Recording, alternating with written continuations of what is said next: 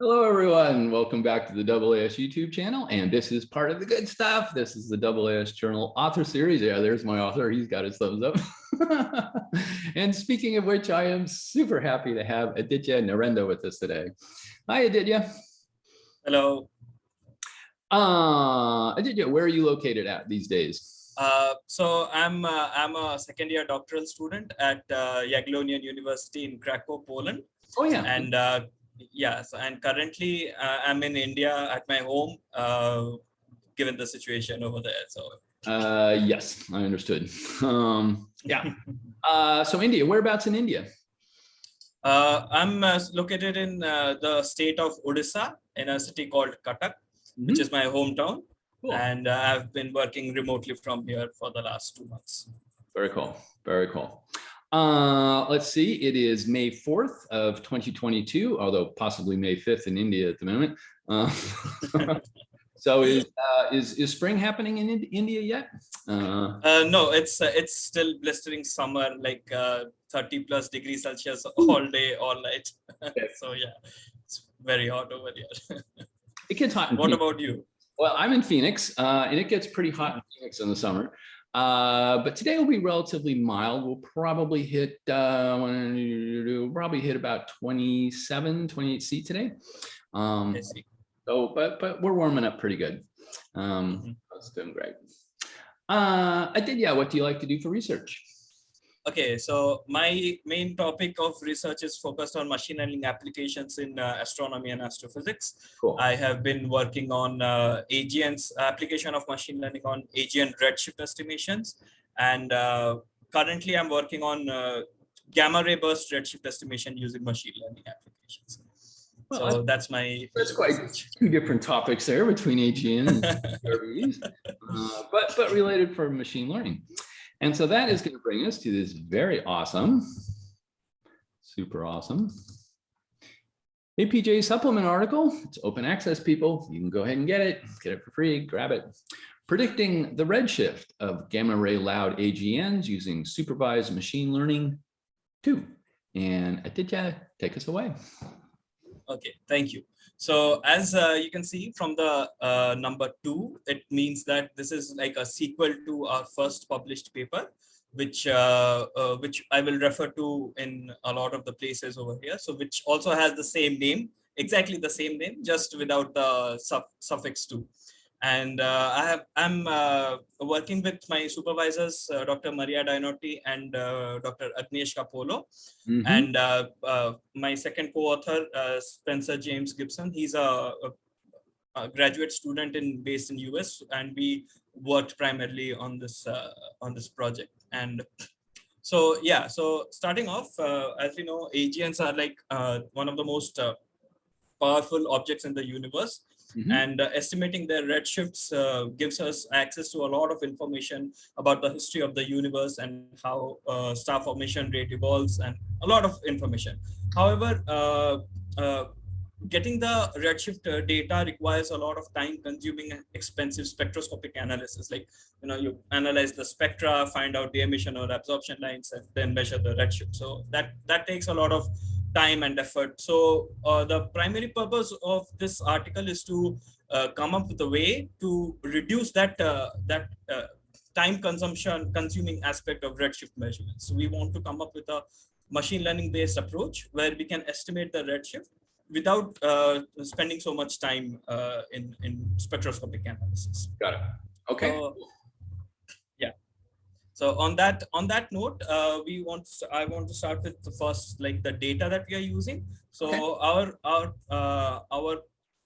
paper is based primarily on the Fermi Gamma Ray Space Telescope, where we are using the observations from the 4LAC catalog, which is the 4th Fermi-Lab data release catalog, and it contains around 3,511 AGN observations. Now, clearly from this catalog itself, you can see the difficulty in obtaining redshift measurements, because like only 50% of the AGNs have proper spectroscopic measurements. Okay. So that highlights why this project is essential at this point of time. So cool. If we go to the first figure, let's take a look at the redshift distribution. Yeah. So this actually shows us the comparative redshift distribution between this paper, which has 1,112 data points. I'll explain how we come to that, and it compares that with our previous work, which had around 730 data points. So as you can see from this distribution, this is how it looks like. Now, going forward to the next figure. Okay.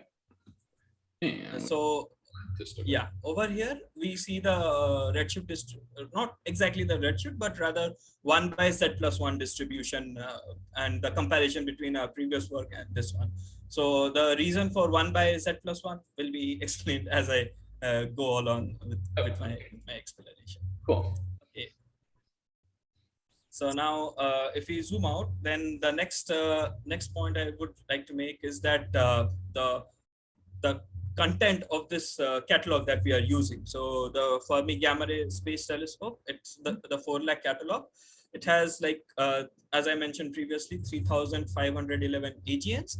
And out of that, 1,090 are a type of a category of AGN called BLACs, which is BL Lacertae objects. These are like blazar category objects, and the other major category is FSRQ, which is flat spectrum radio quasar. So these are the two major category of AGNs that are present in this catalog. So along with that, actually a major portion of the catalog is actually unclassified, which is denoted as BCU. So blazar candidate of unknown type. So actually a lot of previous machine learning based research focuses on classifying these BCUs into FSRQs or BLACs. So that's one of the aspects of machine learning, which is machine learning based classification. However, in this project, we are doing machine learning based regression, where we try to estimate the value of the redshift. Right. Okay. Okay. I'm with you. So now a little bit of an explanation about what the variables we are using, which will ultimately help us to predict the redshift. So these are like the basically the observed properties of the AGNs by the Fermi satellite. So these include like the flux, the energy of the flux, the significance, the variability index, and so on and so forth. So yeah, so these are the properties that we use to predict the redshift. Now coming to this scatter matrix plot that we see. So this one actually shows us the trimmed down sample size. So what we do is that we go from the total 3,500 511 AGNs. We trim out all the non-BLACs and non-FSRQ data points. So that removes the BCUs and the any of the other category of AGNs that are present. So it only leaves us with BLACs and FSRQs. Yes. Then further, we also do some outlier removals based on some like categories on these predictors. And in the end, we end up with this sample, which is 1,897. Now, in this sample, this consists of two categories of data. With one is the AGNs which have redshift measurements, and those which do not have a redshift measurement. So, if in this scatter matrix plot, the generalization set term that indicates those AGNs which do not have a redshift measurement. Okay. Yeah. So next step is to separate these data, and then to go on with our machine learning approach. I'm with you. Yeah. Oop, more stuff on the energy. Okay. So then, yeah, this the section 2.1 that actually explains how we extract the training and the generalization samples. Okay. And figure 4 gives us a comparative comparison between our training set and the complete 4 lakh redshift distribution. So in white, the histograms in white, they represent if you plot the redshift distribution of all the AGNs in the 4 lakh catalog, that's how it looks like. And on top of that, we have the overlap for our training set. So as you can see, it more or less spans the entire spectrum, the entire length of the redshift parameter. Okay. I'm with you. Very cool. So then, yeah. So then after that, we move on to some of the metrics that we use to measure how well our machine learning model performs. Yes. So these are more or less standard measurement, like the Pearson correlation coefficient, the root mean square error, and stuff like that. So those are the things that we use to measure. And what we are primarily trying to do is to get a higher Pearson correlation coefficient between the predicted and the observed redshifts, and at the same time while minimizing the root mean square error. That's our primary aim. Yes. So now we go into the methodology portion, and one of the first steps that we do that I need to explain is this cross validation. So what happens in machine learning, we have the training data and then we have the test data. So we train the machine learning models on the training data, and then using the trained model, we predict on the test set. Now, using those predicted values on the test set, we try to figure out how well the model is performing. Yes. But as you might imagine, if we have a static training set and a static test set, the values will always remain the same. We won't be able to know like how well the machine learning model performs in real life scenarios. Right. So in that case, what we do is this cross validation. So what it does is that it takes the full set of data that we have, then it splits it into 10 portions. It's called 10-fold cross validation. Yeah. So it splits it into 10 portions. It takes 9 portions as the training data, and takes the 10th one as the test data, and then as before, it trains the model on the 9 portions and then predicts on the 10th portion. And what it does, the next step, it includes this 10th element, 10th fold into the training set and removes another fold. Got it. And then it keeps going. Going. So at the end of one loop of this 10-fold cross validation, we have like the predictions for the entire test. Yes. Yeah. So that gives us like the overall view of how the machine learning model will perform in a real life scenario, like a larger idea of how good our machine learning model is essentially. Okay. So this is the main crux of the machine learning model that we are using, and then on top of this, we actually we perform this 10-fold cross validation step 100 times, and that is because for each step of the 10-fold cross validation, the 10 folds that are created, they are static. So for each of so we loop that so that these folds are randomized in every iteration. That gives us a even broader example of how the machine learning model is performing with that data. It gives us a broader idea of the efficiency or the performance of the machine learning model. Yep. So that's how we proceed. Cool. Okay. So then the next idea that I wanted to explain is called feature selection. So let's say we want to measure. We want to predict a certain variable, let's say A, and for that we are using, let's say, 3 variables B, C, and D. Okay. Okay. So in feature selection, what it does is that it tries to figure out which of these 3 variables B, C, and D are the best ones. So let's say it figures out that B and C are better at predicting the value A rather than as compared to D. So what it does, it removes that variable, that D variable, which is not so good at predicting redshift. So this is called feature selection. It essentially trims our data set, makes the high dimensional data more tractable and easy to deal with, and also it improves the performance of the models as well. Right. So that is this is a very crucial step in our methodology, the feature selection. Right. So, which is in some sense sort of like a dimension reduction. Yes, exactly. Dimension reduction. Yeah, right. Okay, cool. Okay. Yeah, so the next step that we do is can scroll down a little. Yes, then I would like to talk about the actual machine learning models that we use. So we are using like 5 models. One is Earth, which is basically a spline implementation of linear model where it fits splines to the data set, Earth. Then we have the linear model, which is the vanilla linear model.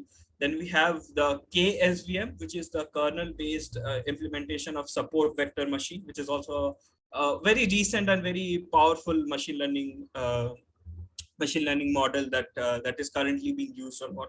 And then we have 3 more, which are C forest, ranger, and random forest. And these are like variations of the machine learning model, which is called decision tree. So it's like whether this value is higher or lower than a certain threshold. So it splits the data into 2 portions. Then it again asks a question whether this value is greater or lower. So that's how these 3 models perform with their own unique variations. So these are the machine learning models we use.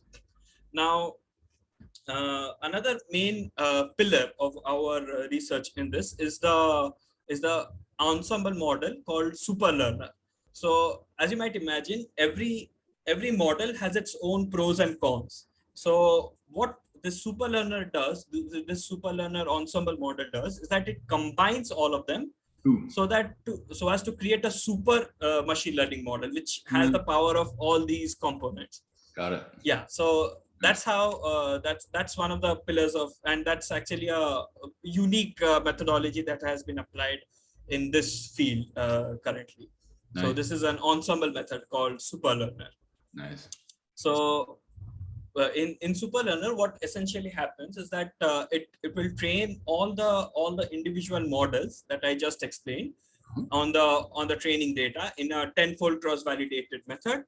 And then once it gets the estimates for each of the models, it tries to fit them in such a manner that the overall root mean square of the model gets reduced. So that's how it works. So using superlearner, we are always guaranteed to either have the lowest root mean square possible or asymptotically the lowest value of any of the constituent models. So that's the advantage of using the superlearner ensemble method. Cool. Very nice. Yeah. Very nice. Okay, so if we may scroll down a little more. Little bandwidth lag. Actually, yeah. Okay. 3.6. Feature engineering. Yeah. Okay. So feature engineering is a technique which in which we multiply. Sorry. Okay, go. I'm with you. Go ahead. Okay. So in feature engineering, we try to create new predictors by cross multiplying the existing one. Let's say we have the values for flux and let's say the energy value of some other parameter, and then we try to multiply them and create a new predictor. So that's like that's called feature engineering. Although there are many techniques for doing that, we are approaching it in this way where we cross multiply the existing predictors. And I see I unfortunately skipped one of the other methods. So this method called SLOPE, which is sorted L1 penalization estimation. This is another machine learning model that was developed by one of our co-authors, and we actually try to compare this individual model with the superlearner model, the ensemble model that we are building up. So we present a comparison between these two, and the advantages and disadvantages I'll explain as we go along to the conclusion portion. Nice. And then one more important, very important portion of this study is called the bias correction. So if you remember the first figure, you can see that there's a fall off in the number of AGNs at higher redshifts. Yes. So what will happen is that once we train the machine learning model, it will be more accustomed to predicting the values at a lower end of the redshift range. So what it will do is that even if it gets the, even if it has a AGN at higher redshift, it will predict it at a lower value. So we want to correct that. So there's a natural bias in the prediction. So the attempt to correct that is called the bias correction. And over here, we are using a technique called the optimal transport. And if I have time, maybe I can explain a little bit about this. Sure. Yeah.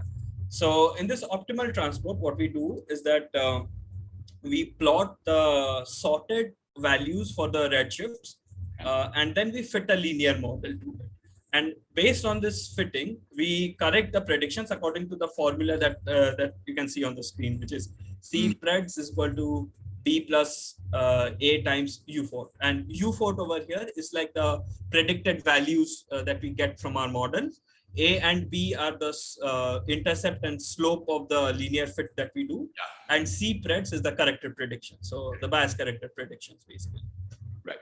Okay. So yeah, so these are the basic building blocks, you can say, of our project. And based on this, we have the results that I would like to now go to.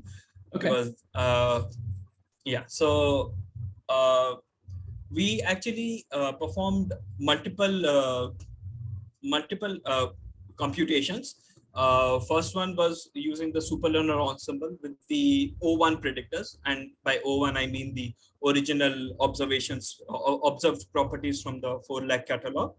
Then we also performed the superlearner with O2 predictors, which are the created the feature engineered predictors that I mentioned previously in the methodology. And then we also test the slope methodology that I was explaining. Yep. And yeah, so if we go down to the figures, if we go down to the actual figures, then I can. Ooh, very nice. Here we go. Okay, we'll take that will be more colorful. Yeah. Okay, so over here, the top 2 figures are basically the correlation plots between the observed 1 by z plus 1 and the predicted 1 by z plus 1. So I think I forgot to mention this small tidbit of information, that we are not actually predicting the redshift directly. Rather, we are predicting 1 by z plus 1. So that is the transformation that we apply on the redshift, because we from our project we discovered that this transformation works the best in giving us the optimal results. So this is the transformation that we use.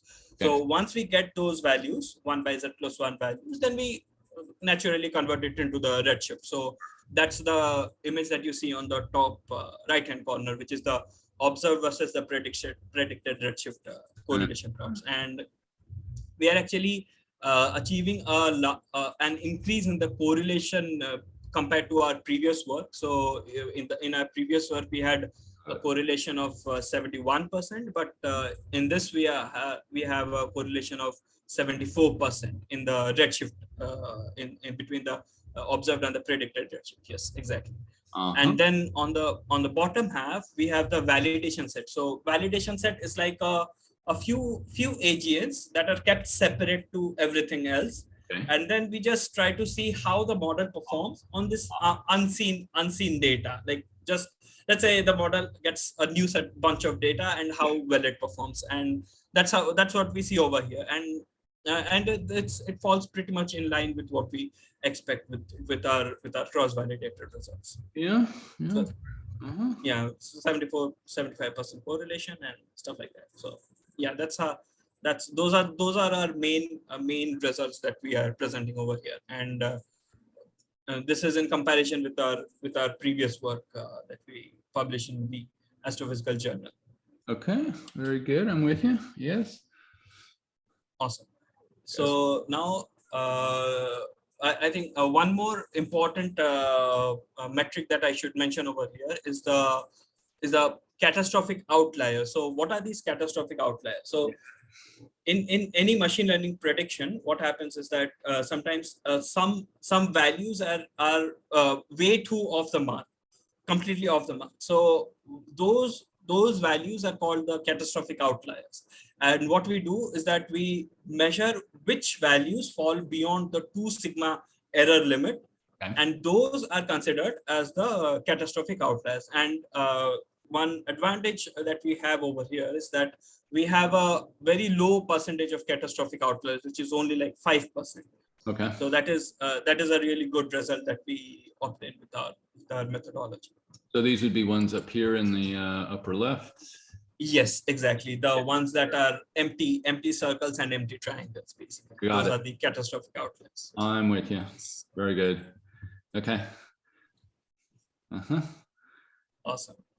So then now we can move on to figure 7, maybe. Okay. Yeah. Oh, it's a 4 panel. Okay. Good. Yeah. Okay. So great. So the top left-hand panel shows us the distribution of the delta Z, where the delta Z is basically the difference between the predicted and the observed redshifts. Yep. Yeah. And then on the top right-hand side, we have the delta Z norm, which is like the normalized version of the delta Z, where we divide the delta Z by 1 plus Z, Z observed. So that is like the normalized version of the redshift. And then on the bottom left-hand corner, we have the relative influence plot, where we show which predictors are the best at predicting our redshift, which is the 1 by Z plus 1 value. And as you can clearly see, the best one is the LP beta. There's a property called LP beta, which is like the spectral parameter that is obtained when fitting a log parabola between 50 MeV to 1 TeV range. So it's yeah, so that's the value that's obtained by that fitting. And then finally, on the bottom right-hand corner, we have the distribution of the linear correlation. So as I mentioned previously, we perform the tenfold cross validation 100 times. So for each of these iterations, we get a correlation value between the predicted and the observed redshifts, and we show the distribution of how that looks like, basically. And as you can see, we have a peak of around 73.8%, somewhere around that. So which is quite a good result in our books. Okay. Yeah, and then I guess the next portion is a comparative table between. This one. So this basically shows us the distribution of the NMAD and the root mean square values that we can get across the 100 tenfold cross validation loops. Okay. Yeah.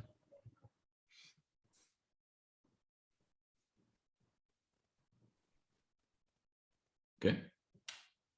Roll on. Yep. Scatter plots. There we go. Okay, so now coming to the practical application of the machine learning models that we have.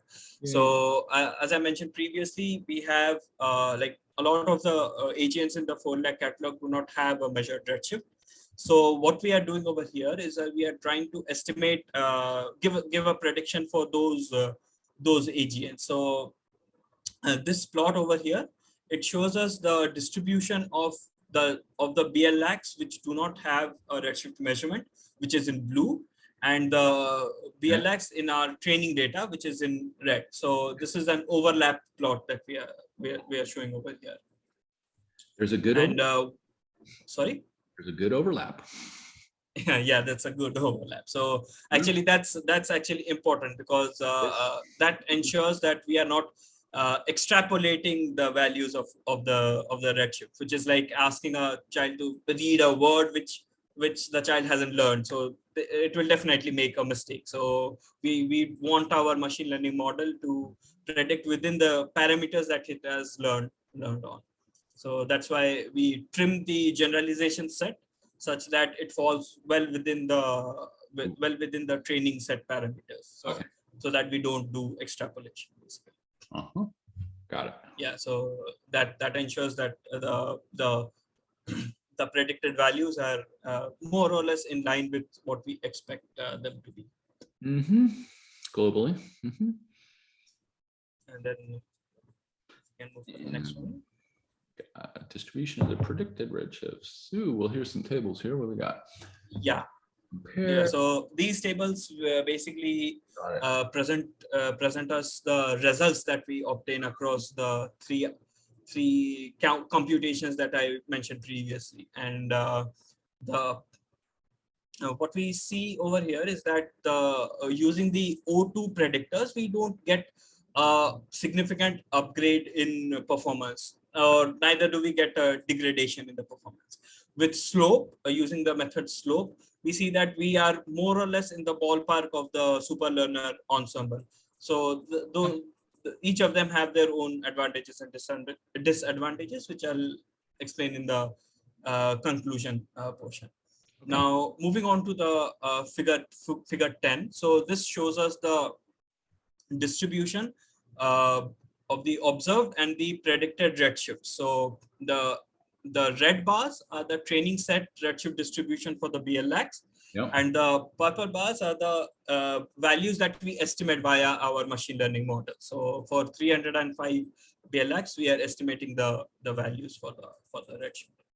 And then, as I mentioned previously, we have to apply the bias correction over here as well, because if you remember, the redshift was biased, so our prediction is also biased. So we need to correct this prediction according to the methodology I was describing previously. So once we do that correction, we get the corrected values for the generalization set, and we are actually providing these values to the public freely by it's actually attached. A few of those are mentioned in the appendix of the paper, and we also provide the values publicly to anyone who wants to use them maybe in the future. Nice.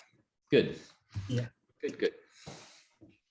Okay, so I guess now we can move on to the next image.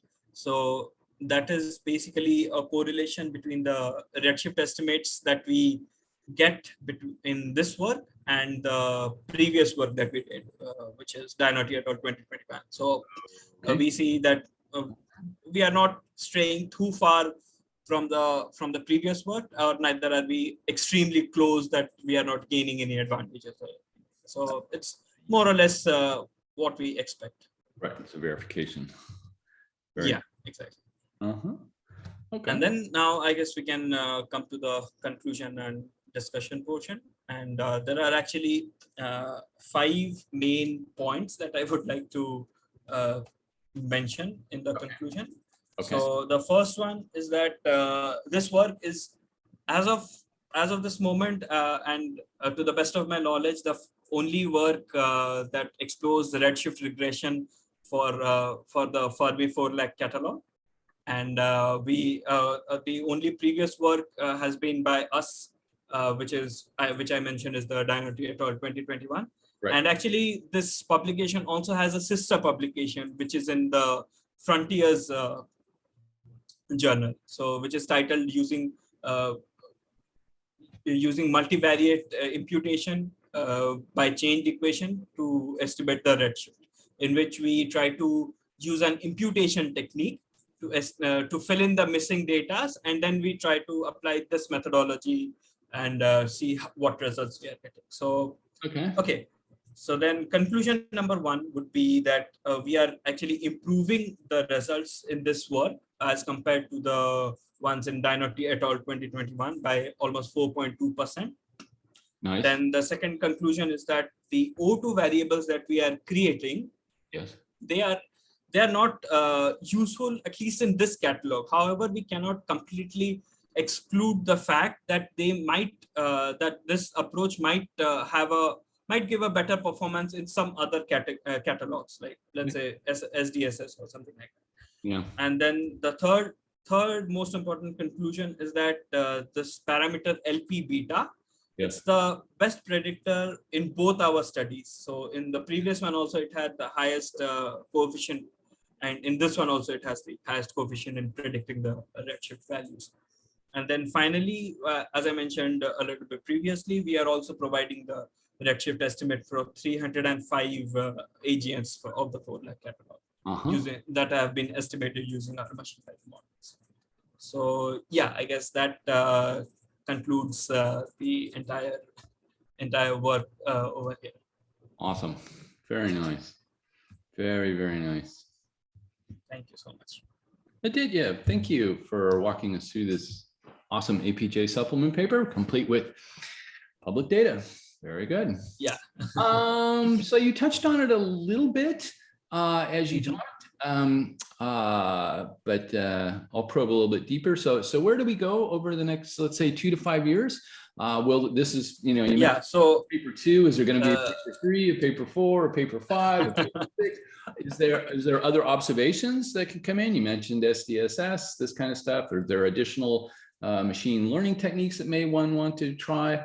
This kind of stuff. So just where do we go over the next couple of years on this? Yeah. So this actually opens up a lot of options for the future. Like, for example, we can verify whether our predicted values are actually true by following up with spectroscopic measurements. Yes. Yeah, that is an interesting avenue to see if our values are how far off we are or how close. Yeah. That's and then currently actually we are working we are trying to apply this methodology that we developed to estimate the redshift of gamma ray bursts. So we are taking this methodology and we are transporting it to the realm of gamma ray bursts and trying to estimate their redshift using these methodologies. So that's the future and the current scenario of this work. Well, I'm anticipating a pretty awesome PhD thesis, and I look forward to Dr. Narendra here in a few years. So thank you. You bet. You bet. Aditya, thank you once again for walking us through a very lovely article. And that will do, everyone. And I hope this made your astronomy day just a little bit better. And we will see you on the next one. Bye-bye. Bye-bye.